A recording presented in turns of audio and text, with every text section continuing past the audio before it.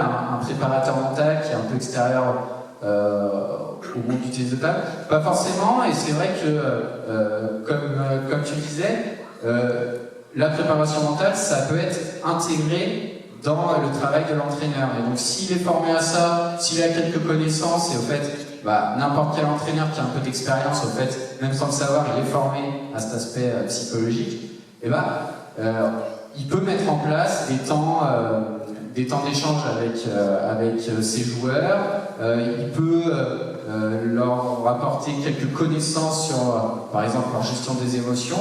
Je pense notamment que le temps de retour au calme en fin d'entraînement, où certains font des étirements, peut être un temps propice à l'échange avec les joueurs sur un retour sur la séance. Voilà, bon, là déjà un retour sur le match, bon là tu as fait ces choix-là, là tu t'es énervé, tu te rappelles à ce moment-là du match, pourquoi? À ton avis, qu'est-ce qui a causé cet énervement alors que tu as fait la même faute hier, tu t'es pas énervé?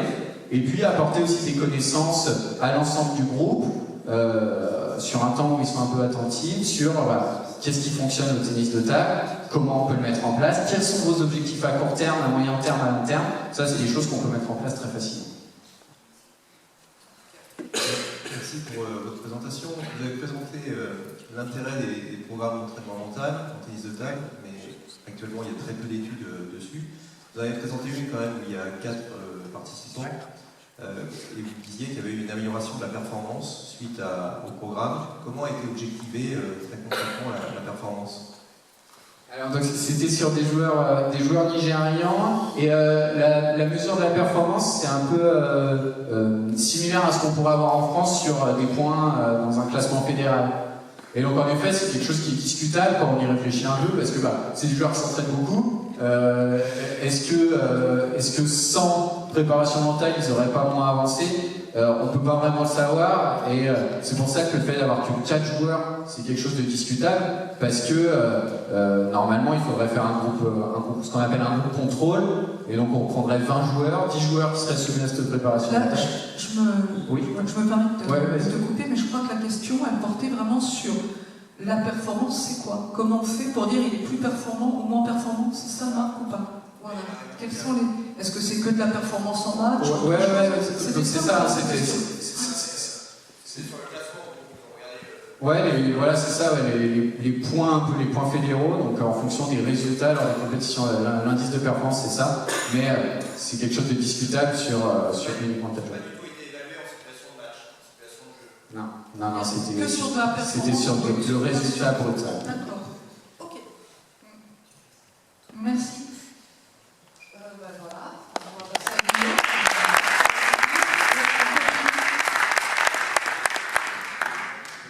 Donc j'imagine qu'on continue sur les aspects émotionnels de la pratique pongiste. Ça va être ça.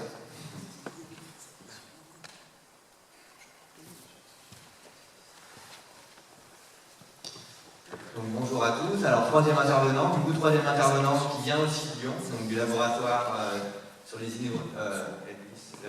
vulnérabilités et innovations dans le sport. Donc moi, je vais faire un focus spécifiquement sur 2 concepts. La motivation, donc plutôt à l'échelle du quotidien dans l'entraînement, si on reprend le cadre théorique proposé par Valérian, et puis du coup les émotions dans le cadre du match. Donc concernant la motivation, on utilise un cadre théorique qui s'appelle la théorie de l'autodétermination. L'idée c'est de dire qu'il n'existe pas un seul type de motivation, mais différents types de motivation. Et du coup je peux avoir différentes raisons de pratiquer. Je peux pratiquer, et on parle de motivation intrinsèque pour le simple plaisir finalement, de venir à l'entraînement, de ressentir des sensations. Ou je peux pratiquer, type motivation extrinsèque ou régulation externe, pour le fait de faire plaisir à mon entraîneur. Et on voit que la qualité de la motivation n'est pas vraiment la même dans les 2 cas. Et c'est généralement conseillé d'avoir une motivation plutôt autodéterminée, donc plutôt intrinsèque, pour réussir à moyen ou long terme dans l'activité. Et donc ce qu'on a voulu voir avec une première étude, c'est de se dire qu'est-ce qui se passe réellement dans les salles de tennis de table, et notamment sur des jeunes en centre d'entraînement intensif qui ont un volume assez important. Donc du coup, vers les années 2010, on a fait passer une série de questionnaires aux jeunes athlètes qui étaient en pôle espoir et pôle France et qui ont complété. Je pense qu'ils s'en rappellent parce que les recherches en psycho, Du coup, on fait passer une batterie de questionnaires, et c'est vrai que des fois, ça sera à réfléchir pour adapter, mais en tout cas, il faut bien avoir des données. Et donc, on s'est basé sur ces données-là pour voir un petit peu ce que ça pouvait donner. Donc, 3 temps de passation, et on a essayé de centrer les temps de passation sur des périodes un petit peu stressantes. Et donc, on a choisi volontairement de faire des passations en mars, en avril et en mai, en se disant que l'éloignement vis-à-vis de la famille, quand on est en pôle France et qu'on est interne, il commence peut-être à être prégnant. Au niveau des échéances sportives et puis scolaires, ça commence à être plus important. Et donc on a regardé un petit peu ce que ça pouvait donner en termes de profil. Alors, vous avez ici des graphes que je vais essayer d'expliciter. Donc, les profils en mars, en avril et en mai. Donc là, vous avez les scores de la motivation. Les 2 acronymes ici, ça veut dire motivation intrinsèque. Plus on va vers la fin, plus c'est des types de motivation qui seraient plutôt néfastes. Et on finit justement par la motivation et l'apostrophe à motivation, où je ne sais pas pourquoi je pratique. D'une manière globale, on voit apparaître qu'il existerait des profils qui seraient plutôt adaptés. Donc le profil adapté, ça serait un profil autodéterminé. Donc j'ai des scores élevés en motivation intrinsèque, et puis des scores relativement faibles en amotivation et en motivation contrôlée. Ce profil-là, on le retrouve sur les 3 temps. Donc ça veut dire que, malgré les contraintes stressantes d'un pôle espoir et d'un pôle France, et puis du coup la compétition qui peut y régner, des athlètes s'adaptent très bien finalement en termes de motivation et témoignent d'une motivation qui serait plutôt adaptée. Pour autant, on se rend compte que ce n'est pas le cas de l'ensemble des athlètes. Et on a 2 profils qui seraient un petit peu moins adaptés. Un premier profil qu'on a appelé modéré, qui se retrouve sur les 3 temps, mars, avril et mai. Et donc ici, c'est un profil où on a des scores moyens en motivation intrinsèque, mais également des scores relativement moyens, ici on le voit, en motivation extrinsèque, et puis plus surprenant en amotivation. Et ce qu'il faut comprendre, c'est que ces athlètes s'entraînent en moyenne 15 heures par semaine. Donc leur quotidien, il est fait de 2 séances d'entraînement tous les jours, et on peut se dire, si ils témoignent et ils répondent à un questionnaire en indiquant que je ne sais pas trop finalement pourquoi je viens à la salle, c'est quand même un petit peu problématique quelque part. 3e profil qui ressort, plutôt en fin de saison, quand on se rapproche vraiment des exigences importantes en termes de compétition, un profil qu'on a appelé low profil, donc faible motivation, du coup des athlètes qui sont dans une sorte de désengagement.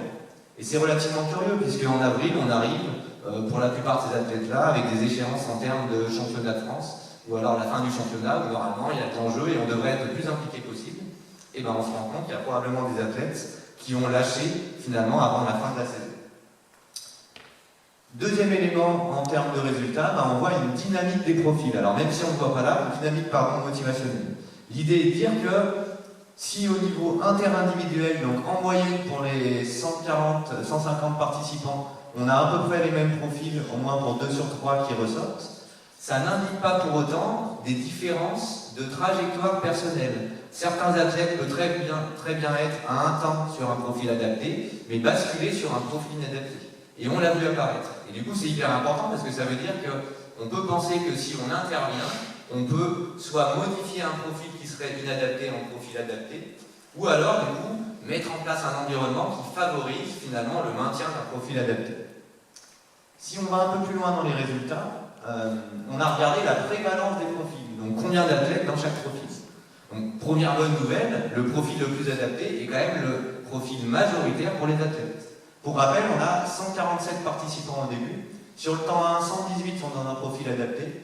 Et on voit quand même poindre un premier résultat qui est de dire, au fur et à mesure qu'on avance dans une situation plus stressante, les athlètes basculent finalement petit à petit dans un profil qui serait moins adapté.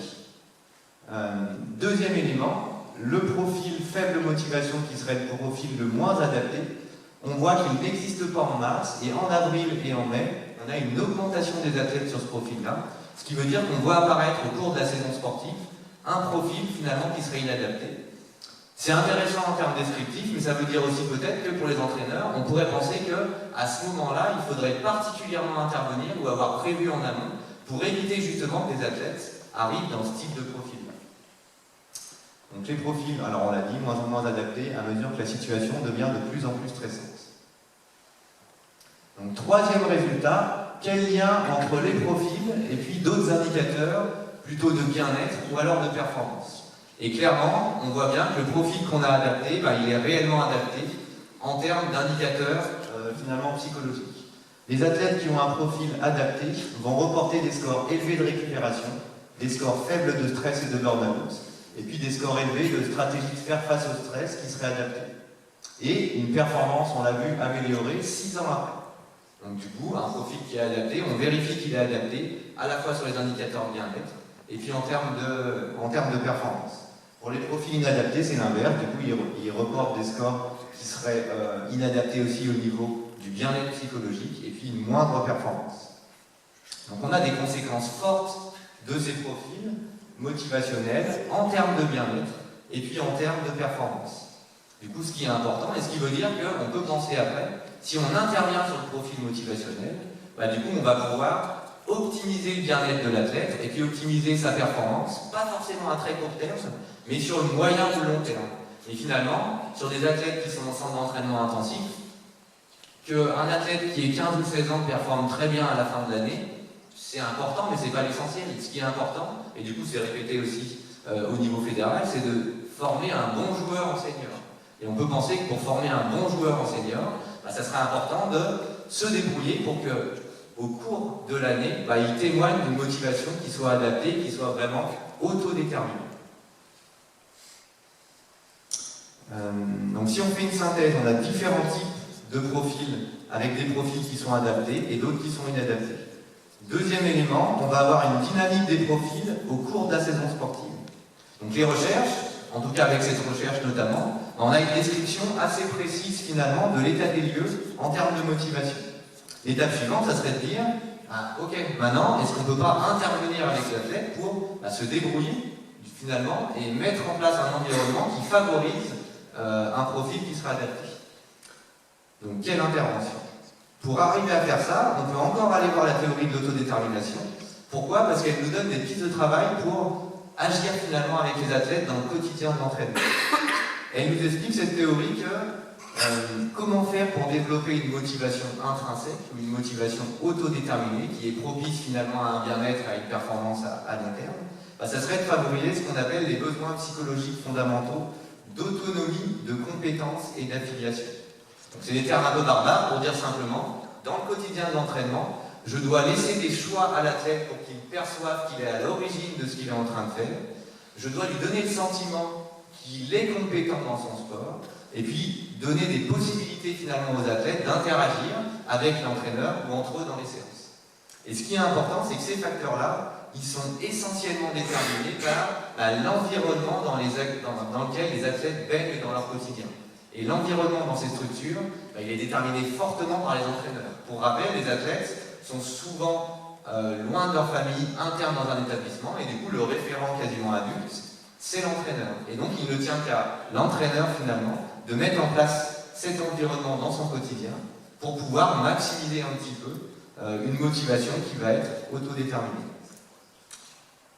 Comment faire? Alors pour donner des pistes de travail par rapport à ça, on peut s'appuyer sur un instrument qui a été développé récemment par Damien Tessier de l'Université de Grenoble, qui est l'instrument d'observation du climat motivationnel, qui va nous donner des pistes de travail sur, concrètement dans l'entraînement, quels sont les comportements qui vont favoriser une motivation autodéterminée, et à l'inverse, quels sont les comportements qui vont entraver les besoins psychologiques. Donc si on regarde un petit peu, alors voilà, cette grille, elle est chargée quand même, mais on va essayer de la comprendre ensemble. Vous avez en haut, quand c'est barré, c'est des comportements qu'il faudrait éviter, ici, ici et ici. Et quand c'est non barré, en majuscule, c'est des comportements qu'on devrait encourager. Et on se rend compte que, du coup, on doit proposer des choix aux athlètes, valoriser l'intérêt intrinsèque, en opposition à contrôler par l'utilisation de récompenses. C'est des stratégies qui peuvent demander aussi peut-être un changement de vision de l'entraînement ou de la manière d'intervenir. Est-ce qu'on est obligé forcément de mettre en concurrence les athlètes ou est-ce qu'on ne peut pas réfléchir à un projet individuel?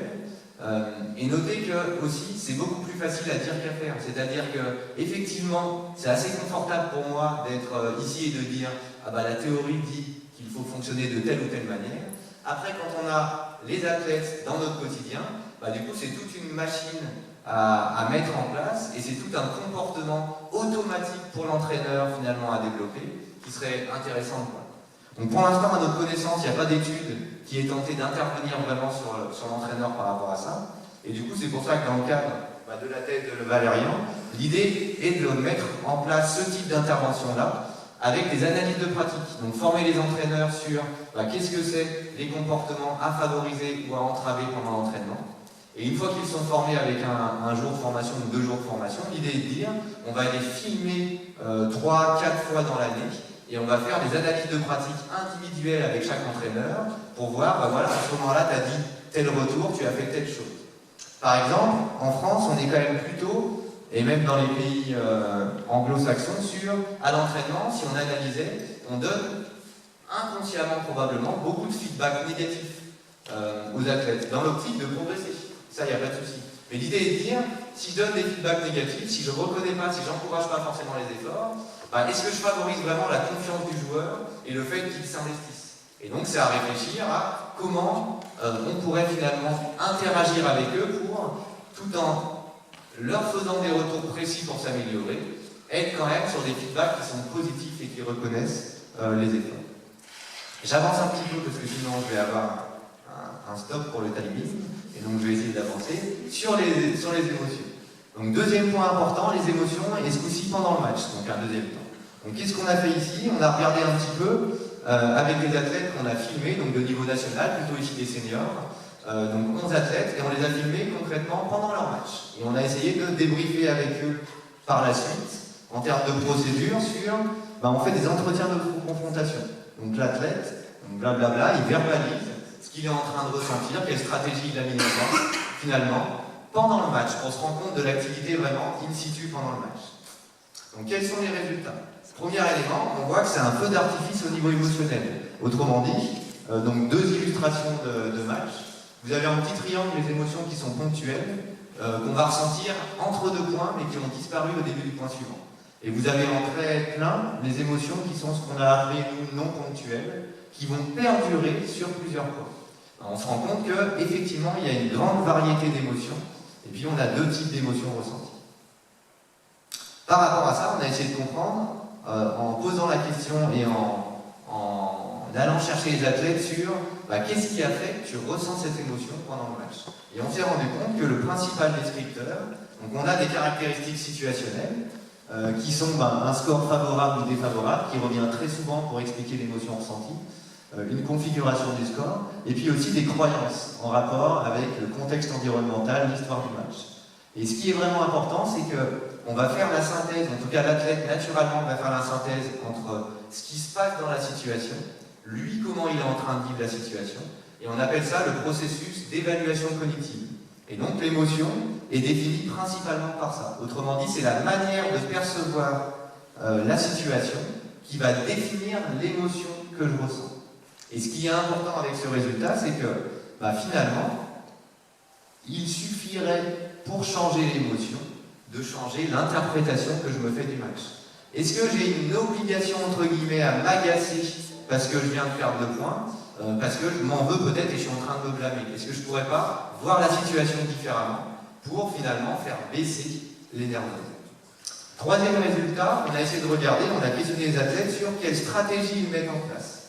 Donc on s'est rendu compte, premier résultat, qu'on avait plusieurs stratégies de régulation qui étaient mises en place pour faire face à une émotion. Donc autrement dit, on met en place beaucoup de choses finalement pendant le match, et le pongiste a une activité vraiment intense de régulation émotionnelle pendant le match. Deuxième élément, les stratégies qui sont le plus utilisées sont les stratégies attentionnelles, où on voit que du coup, centrer son attention sur d'autres éléments permet de réguler. Autre stratégie importante, et qu'on verra encore plus par la suite, c'est ce qu'on a appelé les régulations automatiques. On n'est pas obligé de faire des efforts pour se réguler et réguler ses émotions pendant le match. Le fait de surapprendre des stratégies à l'entraînement permet finalement, pendant la compétition, d'avoir l'esprit plus disponible pour prendre l'information sur ce qui se passe au niveau tactique. Et du coup, on verra qu'en plus, c'est particulièrement efficace. Donc si on regarde justement l'efficacité des stratégies, puisqu'il faut bien différencier, j'essaye de faire des efforts pour réguler, et est-ce que c'est efficace ou non? Je pourrais très bien faire des efforts mettant en place une respiration ventrale, par exemple, que j'aurais pu voir à l'entraînement. Mais ça ne veut pas dire forcément que c'est efficace. Donc on vérifie aussi avec l'athlète si c'est efficace. Et on se rend compte que, premier élément, il y a des stratégies qui sont particulièrement efficaces. Les régulations automatiques, c'est du 100%. Autrement dit, lorsque je mets en place des régulations sans réfléchir et qui sont ancrées dans mes routines, bah, ça fonctionne à tous les coups. Deuxième élément, on voit quand même qu'il serait probablement... Alors, il existe, certaines émotions qui sont particulièrement difficiles à réguler. L'anxiété et le découragement. Et l'anxiété, on la ressent souvent pendant le match. Et donc du coup, ça renvoie avec des recherches en psychologie qui ont été montrées, où il y a beaucoup de recherches sur la psychologie, puis aussi avec la perception des entraîneurs de terrain, où le stress ou l'anxiété, c'est quelque chose de prégnant pendant le match. Et on peut se demander aussi, en tout cas les résultats le montrent ici, probablement qu'il est illusoire de croire qu'on va réguler toutes ces émotions. Ça ne se passe pas comme ça, les processus sont automatiques. Et la meilleure stratégie serait probablement d'apprendre à vivre avec ces émotions et à vivre mieux avec ces émotions. On va le voir avec le troisième point qui est l'effet perçu des émotions sur la performance. On a demandé aussi aux athlètes, donc, est-ce qu'ils pensent que cette émotion, elle les aide à faire une bonne performance ou elle leur fait faire une mauvaise performance? Et donc on a catégorisé finalement des émotions en étant des émotions facilitantes ou des émotions handicapantes. Donc le tableau est un peu conséquent, je vous ai fait une synthèse des résultats importants. Donc, premier élément, sur la colère, on se voit qu'elle est essentiellement handicapante sur les émotions non ponctuelles. Si on prend l'anxiété, ou si je vous avais demandé est-ce que vous pensez que c'est facilitant ou handicapant, on a souvent un discours de dire quand je ressens de l'anxiété ou du stress, ça va être néfaste pour ma performance. On se rend compte que ce n'est pas forcément le cas dans le discours des athlètes. Finalement, 50% de l'anxiété non ponctuelle va être handicapante, mais 33% ça va être facilitant. Et si vous regardez un petit peu les discours, vous allez prendre les discours des athlètes après le match, certains athlètes vont vous dire « mais moi j'en ai besoin de cette pression. C'est parce que j'ai cette pression-là que je peux performer. » Et du coup, l'idée c'est de dire effectivement, est-ce que le travail ne devrait pas être mis sur cet accent-là?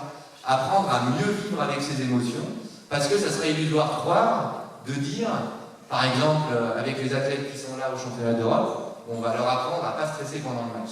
Mais ça, c'est pas possible, ça n'existe pas. Je suis au championnat d'Europe, nécessairement j'aurai du stress. L'idée, c'est plutôt de dire comment en servir au service de la performance. Troisième élément. 2 minutes. Voilà, j'ai vu. Troisième élément, on va essayer de comprendre effet des émotions sur la performance objective. Ça me paraît important à regarder. On a posé des questions sur les athlètes. Est-ce que vous pensez que ça vous fait faire une bonne performance ou une mauvaise performance? Et on catégorise ça en émotions facilitantes ou handicapantes. On est allé vérifier, mais est-ce que c'est vraiment facilitant ou vraiment handicapant? Et on s'est rendu compte sur les émotions non ponctuelles que ça fonctionne. Autrement dit, on a regardé quand l'athlète verbalisait pendant le match que c'était handicapant, est-ce qu'il a eu tendance à perdre plus de points que la moyenne des points joués? Et ça fonctionne. Autrement dit, quand l'athlète nous dit que l'émotion est facilitante, il y a significativement plus de points en comparaison de la moyenne des points joués. A l'inverse, quand les émotions sont handicapantes, il a tendance à perdre significativement plus de points. Autrement dit, l'athlète se connaît. Et là, ce qu'on appelle la direction des émotions, la perception facilitante ou handicapante, indique réellement ce qui se passe en termes de performance. Et ça veut dire qu'au niveau appliqué, il suffirait de changer finalement la perception de l'émotion pour changer l'effet sur la performance, sans avoir à changer réellement l'émotion, puisque on peut partir du postulat que c'est dans l'absolu impossible.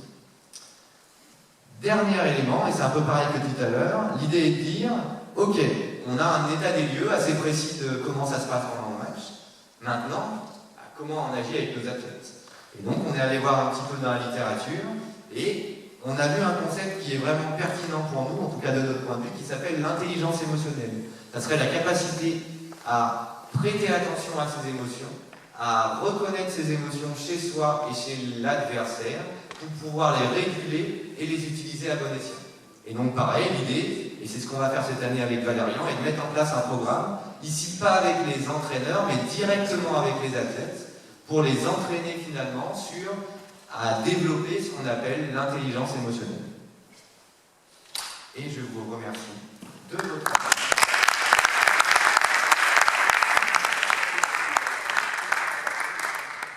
Merci Guillaume. cette présentation et on voit bien que même quand on a d'emblée des recherches qui sont tenues par des enjeux professionnels, on a du mal malgré tout à faire changer des pratiques qui, elles, des fois, sont fortement imprégnées d'habitudes. Enfin, c'est pas si facile, hein. Même quand d'emblée on a ces enjeux-là qui nous animent, des fois il faut lutter contre, je sais pas, on va appeler ça des scléroses opératives, des choses qui se transmettent un peu comme imprégnition.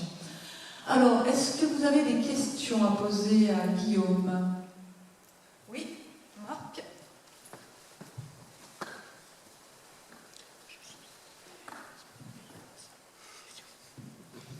Merci Guillaume pour ta présentation. Je suis néophyte, moi, enfin, je ne suis pas spécialiste de psycho, mais je suis surpris dans les émotions de ne pas avoir la frustration. Alors est-ce que c'est pas une émotion ou est-ce que... Elle arrive dans la catégorie de la colère en fait. Une petite irritation, une frustration, on va catégoriser tout ça dans le terme colère finalement. C'est vrai qu'on a des termes scientifiques que nous on va catégoriser et utiliser, mais c'est pareil, pendant les entretiens en fait l'athlète il ne parle pas d'anxiété. Il va nous dire je suis un peu stressé, j'ai une petite peur, et nous au regard de comment il définit ça dans son discours, on va le catégoriser dans la catégorie anxiété ou colère. Donc la frustration, ça rentre dans finalement la colère. Colère contre soi, même généralement on avait catégorisé colère contre soi, colère contre l'adversaire, et puis colère même, ce qu'on appelait contre une chose, contre le filet par exemple ou un point de table. Je peux être en colère par rapport à ça, et le responsable c'est la chance ou le fait que ça ait touché le point de table à un moment qui est vraiment défavorable pour moi. D'autres questions?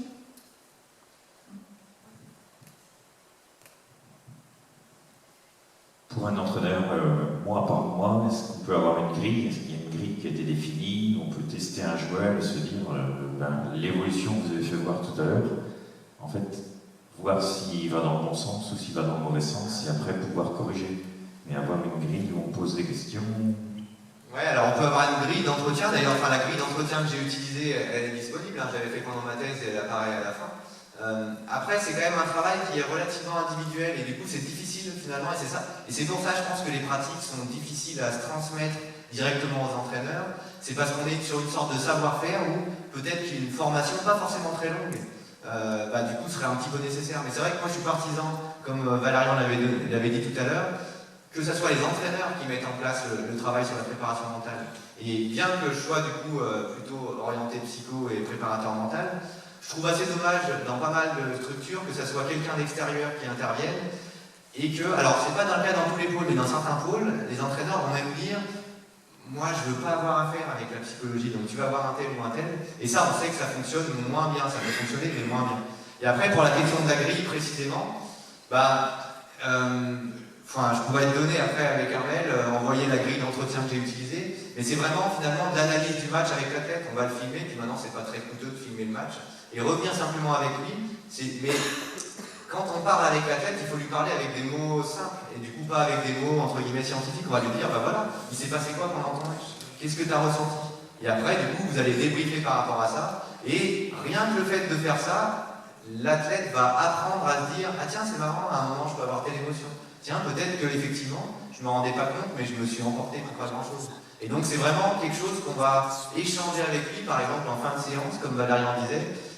Et c'est une culture à donner aussi. On parle de préparation mentale, mais c'est quasiment de l'éducation mentale si on fait ça avec les plus jeunes.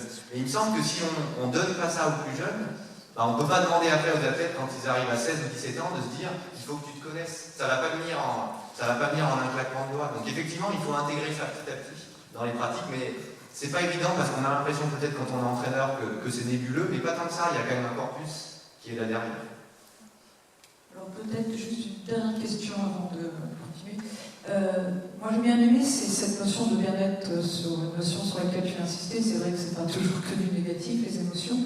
Et tu as parlé à un moment donné des indicateurs du bien-être. Est-ce que tu peux simplement en donner quelques-uns, les indicateurs du bien-être? En quoi c'est important aussi sur le bien-être des athlètes? Ouais, ça marche. Si on part sur la notion de bien-être et bien-être psychologique, en fait on a tendance à dire qu'il y a deux types de bonheur ou deux types de bien-être. Un bien-être qu'on appellerait hédonique, donc lié à l'hédonisme, et c'est l'idée de dire, dans mon quotidien, il faut que je ressente une fréquence d'émotions positives relativement importante.